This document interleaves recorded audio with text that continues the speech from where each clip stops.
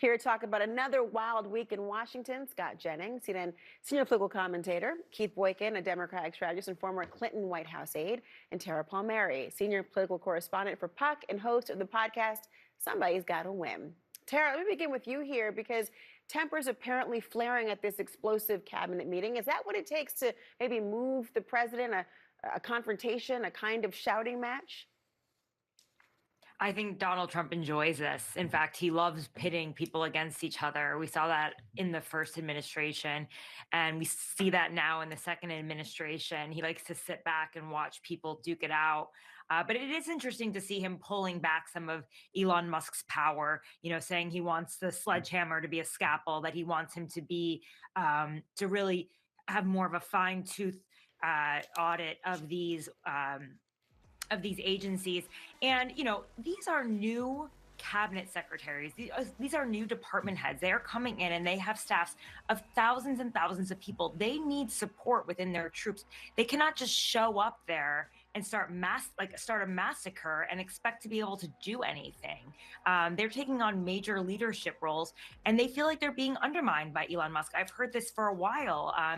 Kash Patel went to Donald Trump after Elon Musk sent out this message saying, reply with the 5 things you did last week and CC your manager, because he needs to build support with his agents in the field, in the FBI. You need to have support of the people who work for you. And he's just undermining these people. I mean, the morale building, essential, Scott, but the New York Times was reporting that, and I'm really curious about this, that Trump was watching the back and forth between, say, Musk and Rubio, kind of like a tennis match. Did it surprise you that he was willing to have this discussion happen between these two? No, not at all. I mean, let me tell you a tale as old as time.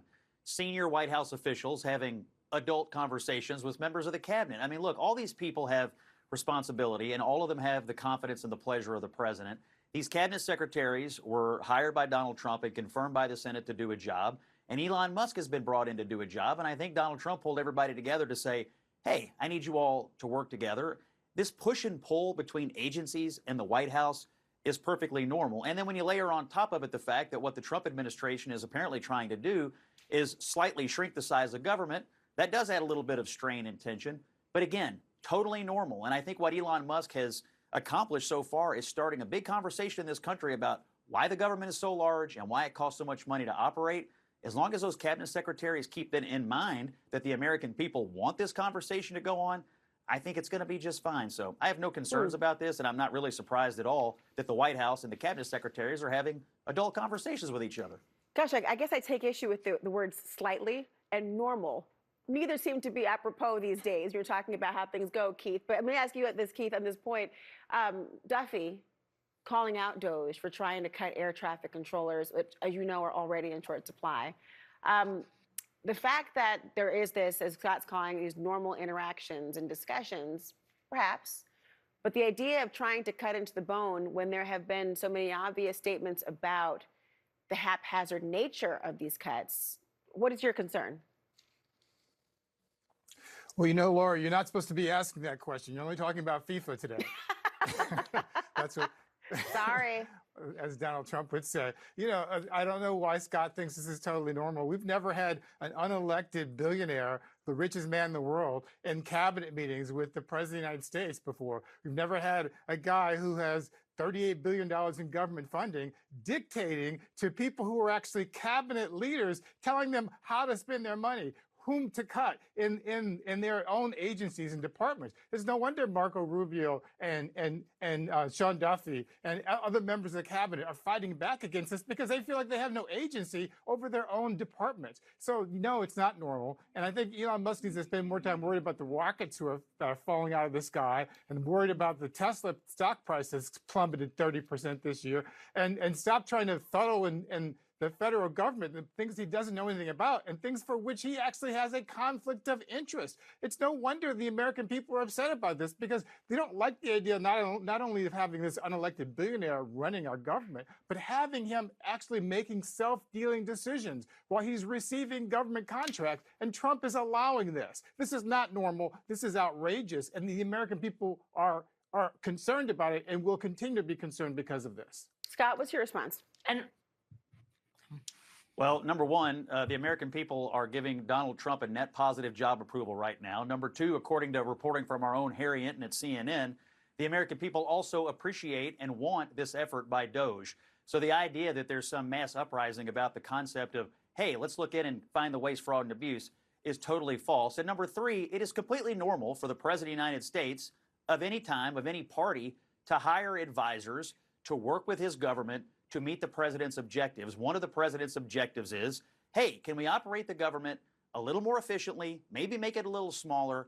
I mean, look what's happened in the last 5 years. In 2019, we spent about $4.5 trillion. Today, we're spending about $6.5 trillion. The government is much more expensive and much more expansive than it was just 5 years ago, and it's probably due in some regard to COVID. But it costs a lot of money to operate, and the question all Republicans have is, does it have to be this big, and does it have to cost this much money? It's a legitimate question, and I'm glad Trump and Elon and the cabinet secretaries are talking about it. I want to get Tara. Tara, I cut you off. What was your comment? I'll be right back to you, I was okay, going to Keith? say, Elon Musk is not the only unelected billionaire with kind of superseding powers over cabinet members right now. You've got Steve Witkoff, Donald Trump's best friend, a billionaire real estate developer who seems to have an expansive portfolio from the Middle East now to solving the war in Ukraine. He also has, done deals with Qatar, sold the Park Lane Hotel that he owned to Qatar and with the UAE.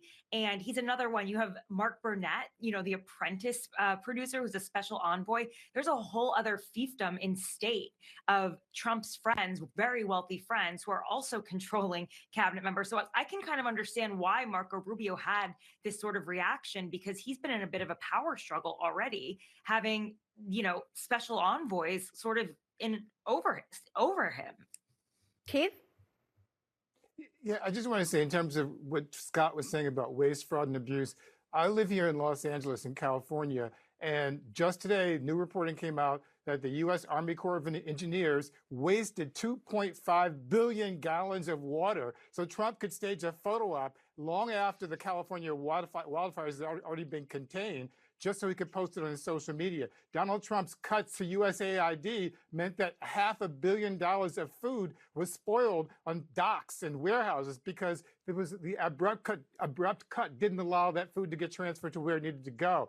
Because of Donald Trump, they spent $200 million at the Department of Homeland Security just to thank this guy, just to thank Donald Trump at his orders. That's waste, fraud, and abuse, not to mention the $400 million going to Elon Musk for his cyber trucks. This is the waste, fraud, and abuse in America. It's not because of the federal workers doing their jobs. It's because Donald Trump is self-dealing.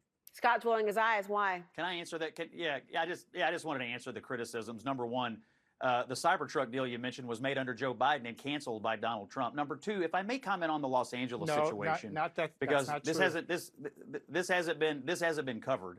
I wrote about it for the Los Angeles Times this week, actually. The Trump administration and the state of California are working incredibly closely together, and the EPA under Donald Trump has completed the phase 1 cleanup in the wildfire zone in Los Angeles in a record 29 days. The estimates were it was going to take 18 months, but this is the cleanup of the hazardous material that you have to do in order to start rebuilding. 29 days. So all this idea that there's photo ops and waste and fraud and whatever, and that Donald Trump was going to abandon California and LA, the EPA under Donald Trump, 29 days. So actually, there's quite a bit of competence in government breaking out because Donald Trump's now the president. That he wasted. You didn't respond to the 2.5 billion gallons of water that he wasted for a photo op. I don't think you're right about it. I don't think you're right about it. That's what I think. Well, it's in your Los Angeles Times, Doc. Well, it's here, in your Los Angeles I want to say Times this, though, and I don't want to cut you off, Keith, but this point, Scott, can you reconcile, which I think is the larger issue that Keith and Tara are raising, as many others have as well, can you reconcile the idea of the premise of trying to stop waste, fraud, and abuse as a goal, which I think is universally lauded, and the means by which you do so? Do you see a disconnect between the methodology and the ends trying to justify the means?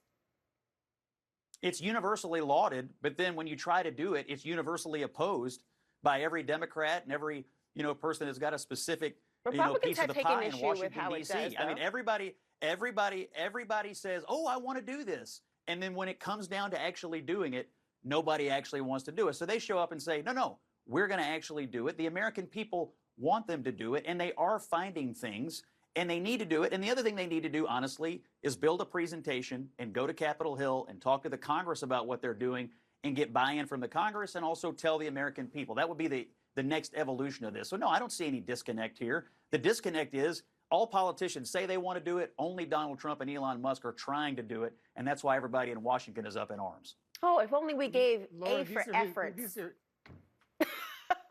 Trying to do it. By the way, CNN did a report on the Doge actually using that water in the way that Keith has reported. But hey, what's your point, Keith?